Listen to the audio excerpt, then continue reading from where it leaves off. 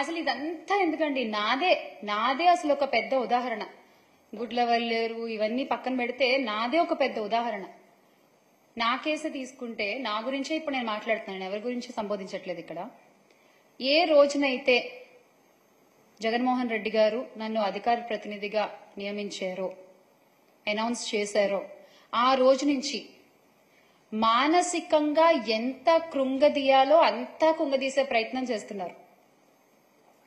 Lokesh fake news factory వాళ్ళు, Telugu Desam party కార్యకర్తలు, అమెరికాలో ఉండేటువంటి తెలుగుదేశం పార్టీ అభిమానులు, కొన్ని అయితే అఫీషియల్ తెలుగుదేశం పార్టీ హ్యాండిల్స్ నుంచే అసభ్యకరమైన మెసేజ్లు. ఆ పేపర్లు కూడా నేను మీకు ఇప్పుడు చూపిస్తాను సార్, ఒకసారి చూడండి. ఆ గ్రూప్ ఏంటండి? ఆంధ్ర రాష్ట్ర రాజకీయాలు గ్రూప్. ఆ గ్రూప్ లో చూడండి, నా నెంబర్ని అఫీషియల్ గా పెట్టేసి ఆ మెసేజ్ చూసారా మీరు? నేను నా నోటితో చదవలేను. ముంజని తగులుకోండి, బ్లడ్ దారలు కట్టాలా, చెవుల్లోంచి వేరేగా అనుకోవద్దు అంట. ఏంటండి అసలు ఆ పదజాలం? ఏంటండి ఆ మాటలు? ఇలాగా మీరు మాట్లాడుకునేది మీ గ్రూపుల్లో, మీ తెలుగుదేశం పార్టీ గ్రూపుల్లో మీరు మాట్లాడుకునేటువంటి భాష ఇలా ఉంటుందా? నాకు తెలీదు ఇప్పటిదాకా. ఇక తర్వాత చూడండి, ఆ రోజు నుంచి నాకు వచ్చేటువంటి మిస్ కాల్స్ అన్నమాట ఇవి. ఇంకెత్తడం మానేసా నేను అసలు. ఎన్ని కాల్స్ రోజుకి తక్కువలో తక్కువ 900 కాల్స్ అండి. అది తక్కువ. ఈ ఐకమత్యం చక్కగా నేరాలు చేసిన వాళ్ళని పట్టుకోవడంలో చూపించుంటే ఒక్క అమ్మాయి కూడా బలయ్యేది కాదు, ఒక్క తల్లికి కూడా కడుపుకోతుండేది కాదు. నిజంగా నాకు అనిపించింది, నేను మాట్లాడుతున్నా ఇవాళ. అలాగే చూడండి, అక్కడ మీరు చదవచ్చు టెక్స్ట్ మెసేజ్లు అన్నమాట అవి. నాకు ఫోన్ ఎత్తవే, ఇంకా సైలెంట్ లో పెట్టేస్తాం కదా, ఫోన్ ఎత్తవే అంటూ మెసేజ్లు.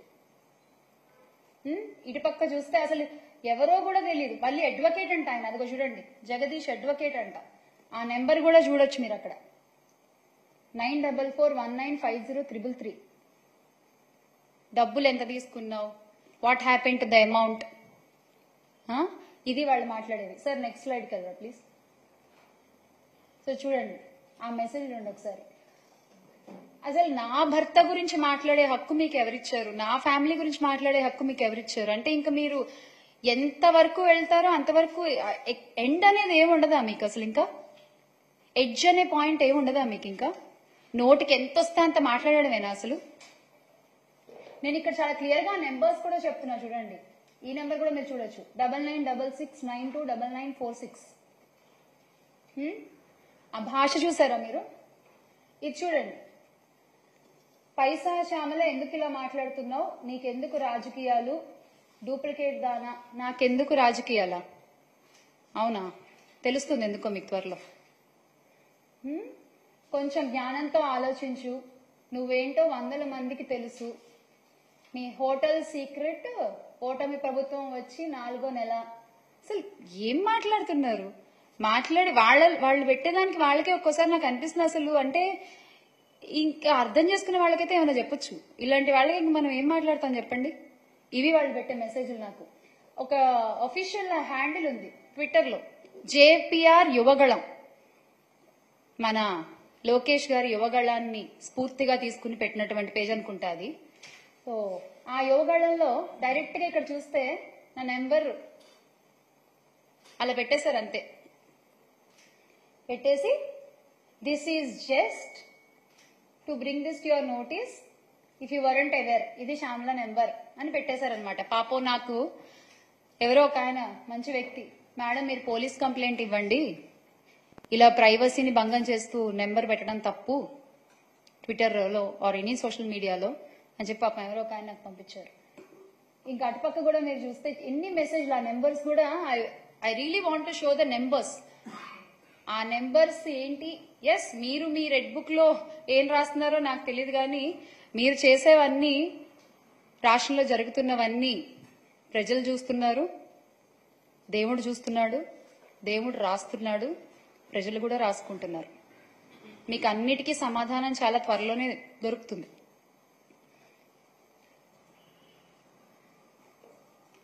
సో ఇది చూడండి, ఇది లేటెస్ట్ అన్నమాట, వెరీ న్యూ అప్డేట్ అనేది. ఏంటి ఆడియో లీక్. నేను అవంతి శ్రీనివాస్ గారితో నేను ఫోన్లో మాట్లాడిన ఆడియో లీక్ ఎంత ఫేక్ చేశారంటే పాపం, అంటే వాళ్ళకి నా గురించి సరిగ్గా తెలియదు అనుకుంటా. డీటెయిల్స్, పర్సనల్ డీటెయిల్స్ కొంచెం వర్కౌట్ చేసి చేయాల్సింది అదేదో. అందులో ఆడియో లీక్ లో ఏమని ఉంటుందంటే, ఆయన అడుగుతారు నన్ను, అవంతి శ్రీనివాస్ గారు, ఏం మా ఇంట్లో అందరూ వెళ్ళిపోయారా, పిల్లోడు కాలేజ్కి వెళ్ళిపోయాడా అని అడుగుతారు. కాలేజ్కి వెళ్ళిపోయారు అని నేను చెప్తాను అనమాట. దాంట్లో మీకు ఆ లింక్ తర్వాత వాళ్ళు ప్రొవైడ్ చేస్తారు.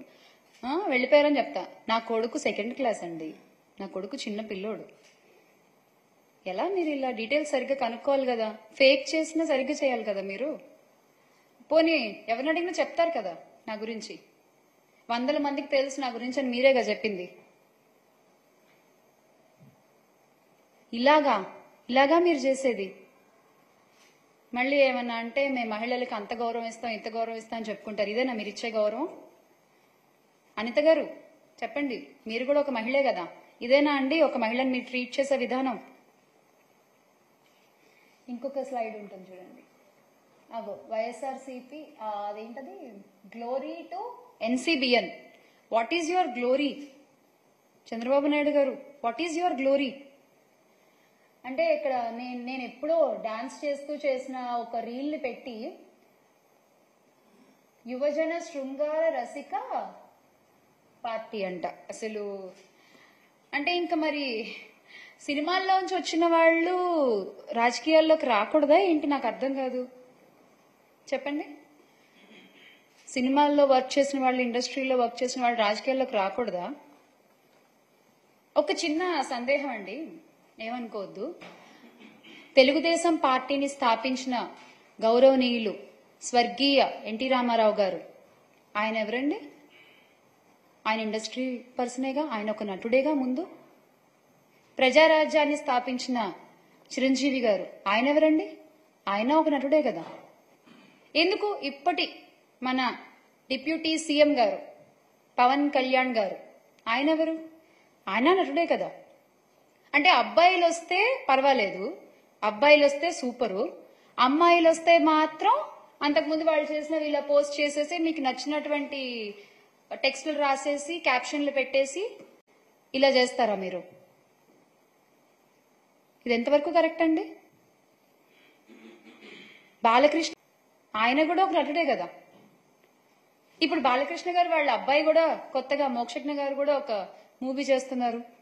ఏమో ఇప్పుడు ఆయన సినిమాల్లో ఆయన వాళ్ళు ఉన్నారు కాబట్టి అబ్బాయిలు వాళ్ళందరూ గొప్పోళ్ళు. ఇప్పుడు రేపు పొద్దున్న మోక్షజ్ఞ గారి సినిమాల్లో పక్కన ఏ హీరోయిన్ చేసినా, వాళ్ళు ఏ పాటలు చేసి డాన్సులు చేసినా, అంటే హీరోయిన్ మరి పెడతారో పెట్టరో, మరి అమ్మాయిలు ఇలా డాన్సులు చేయకూడదు కదా.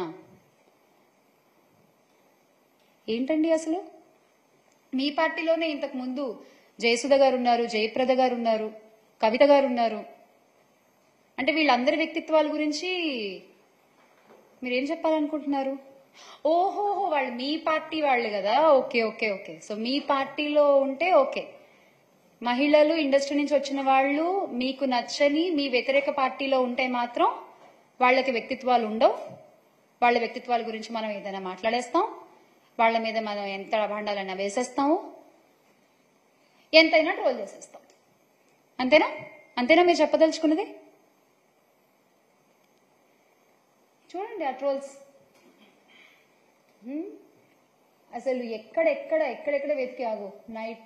అసలు ప్రతిది అంటే ఇంకా మహిళ అనగానే ఇలా ట్రోల్ చేయడము మీకు అలవాటైపోయిందండి. బేసిక్గా అలవాటైపోయింది. అంటే ఇప్పటివరకు నా మీద కానీ ఆర్ రోజా గారి మీద కానీ మీరు చేస్తున్నటువంటి ట్రోల్స్ కానీ, మీరు అంటున్నటువంటి మాటలు కానీ, ఇవన్నీ ఏంటంటే చేసే వాళ్ళకి ధైర్యం, మనోళ్ళు ఉన్నారు చూసుకుంటారులే అనేటువంటి ఒక ధైర్యం. ఆ ధైర్యాన్ని ఇస్తుంది మీరు కాదా అండి? ఆ ధైర్యాన్ని ఇస్తుంది మీరు కాదా అని అడుగుతున్నాను నేను. ఇలా ట్రోల్స్ చేసే వాళ్ళకైనా, ఇలా సైబర్ క్రైములు చేసే వాళ్ళకైనా, లేదా మహిళల మీద, బాలికల మీద, చిన్నారుల మీద ఇలా అత్యాచారాలు, అఘాయిత్యాలు చేసే వాళ్ళకైనా, హత్యలు చేసే వాళ్ళకైనా ధైర్యాలు ఇస్తోంది మీరు కాదా? మొట్టమొదటిసారి ఒక్కళ్ళు తప్పు చేయగానే ఇమీడియట్ గా యాక్షన్ తీసుకుంటే రెండో తప్పు జరగదు కదా. మీరు ఎందుకు తీసుకోవట్లేదు? అంటే మీ పార్టీ నాయకులు అందులో ఇన్వాల్వ్ అయి ఉన్నారనా? దీనికి ఖచ్చితంగా సమాధానం చెప్పాలండి. కూటమి ప్రభుత్వం దీనికి ఖచ్చితంగా సమాధానం చెప్పాలి. మీరు అధికారంలోకి వచ్చింది ఎందుకు? మహిళల్ని కాపాడాల్సిన బాధ్యత మీ మీద లేదా? చిన్నపిల్లల్ని కాపాడాల్సిన బాధ్యత మీ మీద లేదా? ఇలాంటి రాబందులు క్రూర మృగాల నుంచి కాపాడే ధర్మం మీది కాదా? చెప్పండి.